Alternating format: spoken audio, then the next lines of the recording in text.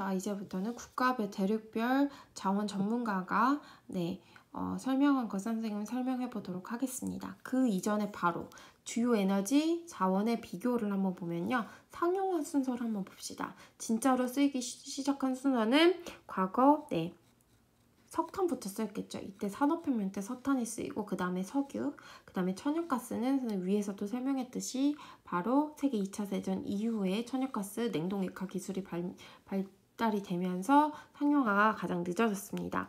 이산화탄소 배출량은요. 여러분들이 그냥 상식적으로 생각해 볼 수 있어요. 석탄이 가장 많겠죠. 그 다음에 석유, 천연가스 순서입니다. 대기오염도 역시 마찬가지죠. 석탄, 석유, 천연가스입니다. 이제 국가별, 대륙별 전문가들이 공부한 거 선생님과 함께 알아보면 중국은요. 석탄과 수력이 세계 1위 국가입니다. 보면요. 석탄을 가장 많이 쓰는 국가고요.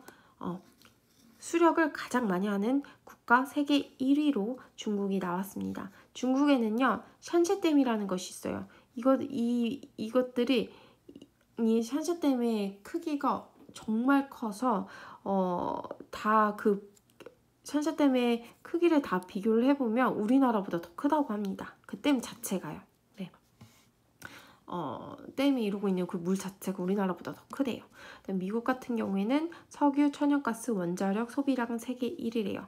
미국 같은 경우에는 거의 다 소비량이 세계 1위겠죠. 큰 국가만큼, 강대국만큼 자원을 굉장히 많이 소비를 하고 있습니다. 중국과 인도는요. 자국 내 석탄 비중 1위입니다. 자, 개발도상국 같은 경우에는요. 석탄을 가장 많이 쓰이고 있어요. 자, 석탄이요. 대기오염이 굉장히 심각하게 발생하기 때문에 많은 선진국에서는 쓰이지 않지만 이렇게 중국이라든지 인도에서는 개발을 위해서 쓰고 있다는 거 여러분들이 알아주시면 되고 사우디 같은 경우에는 석유랑 천연가스 소비가 절대적이래요. 자, 석유 나는데 천연가스 나니까 사우디 같은 경우에는 석유도 많이 쓰지만 천연가스도 많이 쓴다는 거 외워두세요. 그 다음에 브라질 같은 경우에는 석유 1위, 수력 2위입니다. 자, 이것은 자국 내 비중인데요. 자국 내 석유를 가장 많이 쓰이긴 하지만 대부분의 국가들이 석유를 많이 쓰니까 자국 내 첫 번째 우리가 에너지 소비 구조에도 볼 수 있듯이 석유를 가장 많이 쓰잖아요. 그래서 대부분의 국가는 석유를 가장 많이 쓴단 말이에요. 하지만 수력 2위. 이 국가에서 수력을 소비량 중에서 수력 2위라는 건 굉장히 특징적인 거예요. 대부분 석유 다음엔 석탄을 많이 쓰는데 수력이 2위란 말이죠. 그 특징을 보면요. 자, 여러분 여기가 브라질의 아마존 강이 이쪽에 있습니다. 굉장히 면적이 넓어요. 그래요. 굉장히 면적이 넓기도 하고 바로 여기는 어디냐면 뒤쪽이 나오네요.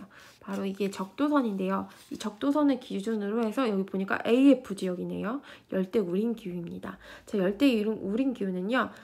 매년 연중 비가 오는 기후예요. 연중 고온 다습한 기후입니다. 계속 비가 내리기 때문에 유량이 일정하고 유량이 많기 때문에 우리가 여기에서 수력 발전을 많이 할 수 있는 거예요. 또 프랑스는 원자력으로 유명합니다. 자, 여러분 솔직히 말하면 프랑스 하면 원자력이라는 거는 상식적으로 알고 있어야 될 그런 정보예요. 프랑스는 대표적인 원자력 국가로서 원자력 비중이 세계에서 가장 높은 국가입니다. 그 다음에 노르웨이는요. 수력이 1위예요.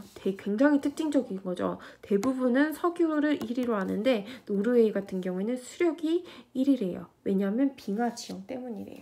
선생님이 교과서를 한번 가져와 보는데 자, 교과서 보면요. 자, 미국도 있지만 여기 스웨덴, 노르웨이, 스웨덴이 어디 있냐면 바로 자, 스웨덴을 대표적으로 보여줄게요. 자, 여러분 왜냐면 노르웨이 바로 옆에 스웨덴이 있어요. 확인해주면 노르웨이가 바로 여기고요. 그 다음에 스웨덴인데 스웨덴과 노르웨이는 대표적인 빙하 지형 국가들입니다. 자, 빙하로 여러분들이 생각하기에 막 북극곰이 막 빙하에서 떠다니는 뭐 그런 그림이 아니라요. 바로 뉴질랜드나 뭐 스웨덴 같은 그림인데 굉장히 지형이 험준한 것을 여러분들이 볼 수 있죠. 왜냐면 기존의 일반적인 그런 산에 엄청나게 큰 빙하가 아주 훑고 지나가서 이런 U자고 이게 잘 안 보이니까 이걸로 보면은 이렇게 U자로 만든 곡을 피오르라는 곡을 만들게 되는 거예요. 빙하가 이 산지를 훑고 내려가서 이렇게 험준한 지형들이 생기게 된 거고요. 여기에 바로 바닷물이 차오르게 되면서 지금 협곡이 피오르 협곡이 만들어진 것을 알 수 있습니다. 대부분 노르웨이는요 이런 지형이 많이 있기 때문에 여기에서는 수력 발전이 굉장히 두드러집니다. 보면요, 자 여러분, 이게 노르웨이예요. 자, 노르웨이 지형 볼 수 있을까요? 자, 여기 굉장히 해안선을 보면은 굉장히 지저분하죠. 자, 이게 바로 뭐냐면 자, 피오르 해안 지형입니다. 자, 빙하들이 다 훑고 지나갔기 때문에 이런 식으로 보면은 안으로 막 들어가 있어요. 해안선이 안으로 들어가 있는 게 바로 빙하 때문입니다. 자, 그래서 여기 수력 발전을 굉장히 많이 하고 있대요. 그 다음에 러시아 같은 경우에는 천연가스 1위입니다. 러시아는 천연가스 1위로 굉장히 유명해요. 천연가스. 그래서 러시아에서 유럽으로 가는 천연가스를 다 공급을 해주는 거예요. 사실상 유럽은요, 천연가스를 바로 이 러시아에 의존을 하고 있습니다. 러시아에서 천연가스를 갑자기 막아버리면 유럽은 그때 완전 추위에 이제 시달리겠죠. 그 다음에 호주는 석탄과 석유 소비가 비슷해요. 그 말은 석유 소비는 알겠는데 석탄이 굉장히 특징적이라는 거죠. 석탄이 많이 나는 국가입니다. 왜냐면 여기에 대표적인 고기 조선대가 있기 때문이에요. 자, 그 다음에 대륙별로 보자면요. 대륙별로 앵글로 아메리카, 유럽은 타 대륙 대비 원자력 비중이 높대요. 자, 앵글로 아메리카 유럽 볼까요? 앵글로 아메리카 유럽은 바로 여기 캐나다, 미국을 포함한 윗지방을 바로 앵글로 아메리카라고 하고 바로 이쪽이 유럽이잖아요. 이런 특징이 뭐냐면 선진국이죠. 선진국 같은 경우에는 원자력을 비중이 높습니다. 원자력도 기술이에요. 이런 강대국들이 원자력 비중이 높다는 것은 당연히 핵 분열, 즉 우라늄을 이용해서 핵 분열을 하는 그런 기술을 가지고 있기 때문에 원자력 비중이 높고요. 그다음에 라틴 아메리카 같은 경우에 타 대륙 대비 수력 비중이 높대요. 자, 라틴 아메리카가 바로 여기죠. 자, 타 대륙 대비 왜 높냐면 대부분 이쪽이 거의 브라질이기 때문이에요. 브라질이 이만큼이에요, 여러분. 엄청 크죠.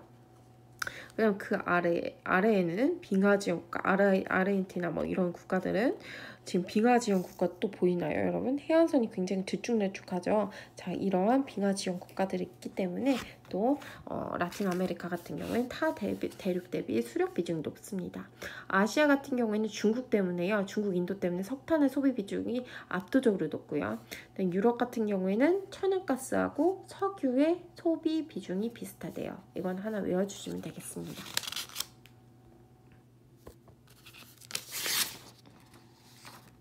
가면은